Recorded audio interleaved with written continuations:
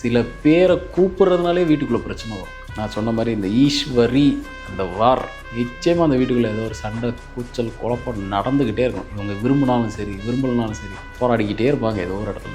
டைரெக்டாகவே அந்த சாமியோட பேரை தனக்கு வச்சுப்பாங்க. நிச்சயமாக அந்த என்ன நோக்கத்தில் இல்லை அந்த ஸ்வரூபம் எப்படி இருக்கோ அதுக்கேற்ற மாதிரி தான் இவங்க லைஃப்பும் ஓடிக்கிட்டு இருக்கும். இங்கே காட்டில் சுற்றுற யானைக்கும் கோவிலில் வச்சு பராமரிக்கிற யானைக்கும் எவ்வளோ வித்தியாசம் இருக்குது. ஒன்றே ஒன்று தான், பேர் தான். இந்த பேரை கொடுக்கும்போது ஆட்டோமேட்டிக்காக அது நம்மளோட சேர்ந்து அதை பழக ஆரம்பிச்சிருக்கு.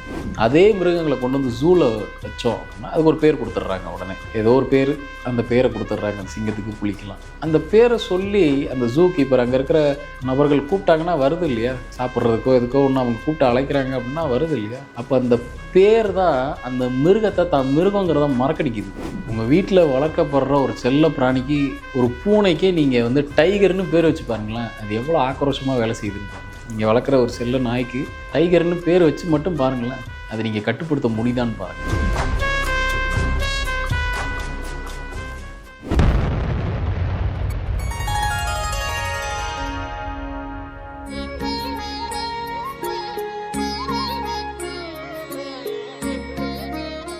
ஸ்ரீ மகாஸ் இன்ஃபினிட்டி சேனல் நேயர்கள் அனைவருக்கும் வணக்கம். நான் உங்கள் ஆஸ்ட்ராலஜர் ஃபார்மர் நியூமராலஜிஸ்ட் டாக்டர் மகாஸ் ராஜா.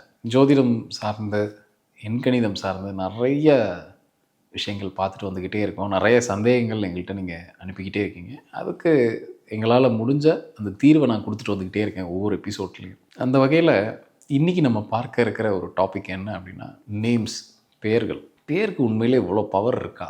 அந்த பேரை வச்சு என்ன வேணாலும் பண்ணலாமா? ஒரு பேர்னால் இல்லை ஒரு பேரை லைட்டாக ஆல்ட்ரு பண்ணுறதுனால ஒரு மனுஷனோட வாழ்க்கையே மாறுமா? இந்த டவுட் நிறைய பேருக்கு இருக்குது. சரி, இதை எப்படி நம்ம புரிஞ்சுக்கலாம்? நம்ம பேர் தான் நமக்கான அடையாளம் நம்ம பேர் தான், அதில் மாற்றுக்கிறதே கிடையாது. நம்மளை எப்படி அடையாளப்படுத்திக்கிறோம், இல்லை நம்மளை எப்படி எல்லாரும் அடையாளப்படுத்துகிறாங்கன்னா நம்ம பேரை வச்சு தான். அதுக்கப்புறம் தான் மற்றதெல்லாம். அதனால தான் பேர் கெட்டு போயிடுச்சா அப்படின்னு ஒரு வார்த்தை கிராமங்களில் யூஸ் பண்ணுவாங்க. பேருக்கு அப்படி ஒரு முக்கியத்துவம் இருக்குது. அது காரணம் என்னென்னா, நம்ம உடலோட அந்த பேர் வந்து ஒன்றிடும். ஒரு 6 மாதம் ஒரு பேர் உங்களுக்கு பழகிருச்சு அப்படின்னா அந்த பேர் அந்த நாமத்துக்கு அப்படி ஒரு உங்கள் உயிரோடு அது கலந்துரும். நீங்கள் சுவாமிகளுக்கு கூட பாருங்கள், எல்லா சாமிக்கும் பாருங்கள், ஒரு பேர் வச்சு தான் நம்ம இது பண்ணுறோம். முருகன்னா எல்லாரும் முருகன் தான், ஆனால் ஒவ்வொரு கோயிலில் ஒரு பேர் இருக்கும். அப்போ அந்த பேருக்கு அந்த ஸ்தலத்துக்கு அதுக்கு ஒரு பவர் இருக்குது. சுப்பிரமணிய சாமின்னு கூப்பிட்றதுக்கும் தண்டாயுதபாணின்னு கூப்பிட்றதுக்கும் நிறைய வித்தியாசம் இருக்குது. அதுக்கேற்ற மாதிரி அது ஒரு அதிர்வலியை ஏற்படுத்தும். அப்போ அதே பேரை நமக்கு வைக்கும் போது சில பேர் சாமி பேரை டைரெக்டாக வச்சுப்பாங்க. முருகன் அப்படிங்கிற பேரை வைப்பாங்க, சில பேர் கோவிந்தராஜன் அப்படின்ற பேரை வைப்பாங்க. இந்த மாதிரி அந்த டைரெக்டாகவே அந்த சாமியோட பேரை தனக்கு வச்சுப்பாங்க. நிச்சயமாக அந்த என்ன நோக்கத்தில் இல்லை அந்த ஸ்வரூபம் எப்படி இருக்கோ அதுக்கேற்ற மாதிரி தான் இவங்க லைஃப்பும் ஓடிக்கிட்டு இருக்கும். குடும்பமான வரைக்கும் ரொம்ப டைரெக்டான பேராக வைக்காமல் நம்மளோட நடைமுறை வாழ்க்கைக்கு ஏற்ற மாதிரி அந்த பேரை அமைச்சிக்கிறது. அப்போ இந்த பேருக்கு நிச்சயமாக ஒரு பெரிய குணாதிசயம் இருக்குது. இது இன்னும் கொஞ்சம் ப்ரிசைஸாக புரிஞ்சுக்கலாம், இன்னும் கொஞ்சம் டீப்பாக புரிஞ்சுக்கலாம். இப்போது இந்த பேர் தான் நம்மளை மனிதனாக வச்சுருக்குங்கிறத நான் சொல்கிறேன். எப்படின்னா, இப்போ பேரே ஒருத்தருக்கு வைக்கலை அப்படின்னா அவங்க கேரக்டர் எப்படி இருக்கும் அப்படின்னா, நமக்கு முன்னாடி வாழ்ந்தவங்க ஒரு காட்டில் ஒரு நொமேட்ஸாக ஒரு நாடோடியாக நம்ம எல்லோரும் வாழ்ந்தோம் இல்லையா, ஒரு 2000-3000 வருஷத்துக்கு முன்னாடி அந்த மாதிரி ஆகிடும். யாருக்கா ஒருத்தருக்கு பேர் வைக்காமல் விட்டு பாருங்கள், அதான் நடக்கும். இப்போது மிருகங்கள் இருக்குது. வீட்டிலேயே ஒரு பைரவர் வளர்க்குறோம், ஒரு நாய் வளர்க்குறோம், பூனை வளர்க்குறோம், செல்லப்பிராணிகளை வளர்க்குறோம். அப்படி வளர்க்கக்கூடிய மிருகங்களுக்கும் நீங்கள் ஃப்ரீயாக அப்படி ரோட்டில் வலம் வராருங்க இல்லையா, அவங்களோட செயல்பாட்டுக்குமே வித்தியாசம் இருக்கும். ஒரு வீட்டில் வளர்க்கப்படுற பிராணி ஒருத்தரை கடித்து டேமேஜ் ஆகிறதுக்கும் ரோட்டில் தான் மேக்ஸிமம் இந்த மாதிரி விஷயங்கள்லாம் நடக்கும். யாராவது அந்த பக்கம் கிராஸ் பண்ணும்போது இங்கே இருக்கிற பைரவரோ நாயோ யாரையா ஒருத்தரை கடிச்சு வச்சிடும். சரி, இது எப்படியே பாருங்கள், காட்டில் இருக்கக்கூடிய மிருகங்களையே நீங்கள் ஜூவில் வச்சு பராமரிக்கிற மிருகங்களை பாருங்கள், காட்டில் ஃப்ரீயாக நடமாடுற மிருகங்களை பாருங்கள், ஒரு சர்க்கஸில் ட்ரெயின் பண்ண மிருகங்களை பாருங்கள். ஒரு சிங்கமே எடுத்துக்கிறோம், புலி எடுத்துக்கிறோம், காட்டுக்குள்ளே இருக்கும்போது எவ்வளோ ஃப்ரீயாக இருக்குது. அதுக்கு அது பாட்டு அது எங்கே வேணாலும் போகலாம் வரலாம், அது பாட்டு ஃப்ரீயாக அது பாட்டு நடமாடிக்கிட்டு இருக்கும். அது அந்த மிருகத்தன்மையோடு நடந்துக்கும் காட்டுக்குள்ளே. அதுக்குள்ளே இருக்கிற அந்த ஃபுல்லஸ்ட் பவர் என்னவோ அதை பயன்படுத்தும். அதே மிருகங்களை கொண்டு வந்து ஜூவில் வச்சோம் அப்படின்னா அதுக்கு ஒரு பேர் கொடுத்துட்றாங்க. உடனே ஏதோ ஒரு பேர் அந்த பேரை கொடுத்துட்றாங்க. அந்த சிங்கத்துக்கு புளிக்கலாம் அந்த பேரை சொல்லி அந்த ஜூ கீப்பர் அங்கே இருக்கிற நபர்கள் கூப்பிட்டாங்கன்னா வருது இல்லையா, சாப்பிட்றதுக்கோ எதுக்கோ ஒன்று அவங்க கூப்பிட்டு அழைக்கிறாங்க அப்படின்னா வருது இல்லையா. அப்போ அந்த பேர் தான் அந்த மிருகத்தை தான் மிருகங்கிறத மறக்கடிக்குது. அப்படியே இந்த பக்கம் சர்க்கஸில் வாங்க, சர்க்கஸில் ஒரு ஒரு ரிங் மாஸ்டர் சொல்கிறத அவ்வளோ பெரிய சிங்கம் கேட்குது இல்லையா. மனுஷன் என்ன வெயிட் இருப்பான், மிஞ்சி போனால் 70-80 கிலோ இருப்பான். ஒரு சிங்கம் குறைஞ்சது 350லேருந்து 400 கிலோவுக்கு மேலே இருக்கும். அப்போ அது பலத்தை அந்த இடத்துல மூட்டை கட்டிடுது இல்லை. தான் சிங்கம்னு அதை நினச்சி சர்க்கஸ்லேயும் இருந்துச்சுன்னா மனுஷன் அதை ஓவர் ரூல் பண்ண முடியாது தானே. ஆனால் இவன் கட்டுப்பாட்டில் தானே அதை வச்சுருக்கு. இத்தனைக்கும் அது ஒரு எவ்வளோ ஒரு வைல்டான அனிமலுங்கிறது எல்லாத்துக்கும் தெரியும். எப்பேற்பட்ட ஒரு ஆக்ரோஷமான மிருகங்கள்னு தெரியும். எல்லா மிருகத்துக்கு தான். இங்கே காட்டில் சுற்றுற யானைக்கும் கோவிலில் வச்சு பராமரிக்கிற யானைக்கு எவ்வளோ வித்தியாசம் இருக்குது. ஒன்றே தான், பேர் தான். இந்த பேரை கொடுக்கும்போது ஆட்டோமேட்டிக்காக அது நம்மளோட சேர்ந்து அதை பழக ஆரம்பிச்சிருது. அப்போ பேருக்கு எவ்வளோ இம்பார்ட்டன்ட் இருக்குது. இதுலேயே நிறைய பேருக்கு ஒரு சில சந்தேகங்கள் இருக்குது. சார், பேருக்குள்ளே இருக்கிற பேர் பெருசாக வேலை செய்யுமா? ஒவ்வொருத்தரும் ஒவ்வொன்றும் சொல்கிறாங்க. அதெல்லாம் வேலை செய்தா இல்லையா? ஒரு உதாரணத்துக்கு ஈஸ்வரின்னு ஒரு பேர் எடுத்துக்கிறோம். அந்த ஈஸ்வரிக்குள்ளே நார்மலாக ரெகுலர் ஸ்பெல்லிங் என்னென்னா ESWARI, ஈஸ்வரி. அது உள்ளே பார்த்தீங்க அப்படின்னா WAR, வார் அப்படிங்கிற ஒரு வார்த்தை இருக்கும். வார்னா போர். நம்ம ஆணித்தனமாக அடித்து சொல்லலாம், இந்த ஈஸ்வரின்ற பேர் கொண்டவங்க அவ்வளோ பேருக்கும் லைஃப் போராட்டமாக தான் இருக்கும். விசாரித்து பாருங்கள். இல்லை அந்த பேரில் நீங்கள் யாராக இருக்கீங்கன்னா உங்களுக்கு தெரியும் உங்கள் லைஃப் எவ்வளோ போராட்டமாக இருக்குது அப்படின்ட்டு. அது ஒன்று கணவர்கிட்ட போராட்டமாக இருக்கும், குழந்தைங்கள்ட்ட போராட்டமாக இருக்கும், சமூகத்தில் ஏதோ ஒரு வகையில் போராடிக்கிட்டே இருப்பீங்க கடைசி வரைக்கும். எதுக்கு போராடுறோன்னு ஒழுங்கும் தெரியாது. இது மாதிரி நிறைய பேர்கள் சொல்லலாம். ராஜேந்திரன் அப்படின்னு ஒரு பேர் வச்சுக்கிறோம். அதில் நடுவில் பார்த்திங்கன்னா மையப்பகுதியில் END அப்படின்னு வரும். இவங்க லைஃப் ஏதோ ஒரு இடத்துல முழுசாக முடிஞ்சு திருப்பி முதல்ல தான் ஆரம்பிக்கும். அதுவும் நடுப்பகுதியில் தான் நடக்கும் அந்த வேலை. நல்ல 45 வயசு வரைக்கும் சம்பாரித்து விட்டுட்டு திருப்பி சம்பாதிக்க ஆரம்பிப்பாங்க. இல்லை எல்லாத்தையும் சம்பாரித்து பசங்கள்கிட்ட கொடுத்துட்டு திருப்பி முதலேருந்து இவங்க சம்பாதிக்க ஆரம்பிப்பாங்க. இது மாதிரி ஏதோ ஒன்று நடக்கும். அப்போ இந்த பேர் ஏதோ அந்த பேருக்குள்ளே இருக்கிற ஒரு பேர் உங்களுக்கான அலர்ட்டையும் உங்களுக்கான அபாயத்தையும் இந்த மாதிரி ஏதோ ஒன்று நடக்க போகுது, இந்த சவுண்டிங் தான் உங்கள் லைஃப்பில் ஏதோ ஒரு பிரச்சனையை ஏற்படுத்த போகுதுங்கிறத நமக்கு அறிகுறி காமிச்சிக்கிட்டே இருக்கோம். நம்ம தான் கவனிக்கிறது இல்லை.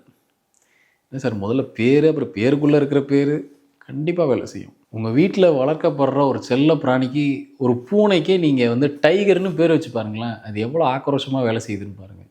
நீங்கள் வளர்க்குற ஒரு செல்ல நாய்க்கு டைகர்னு பேர் வச்சு மட்டும் பாருங்களேன், அதை நீங்கள் கட்டுப்படுத்த முடியுதான்னு பாருங்கள்.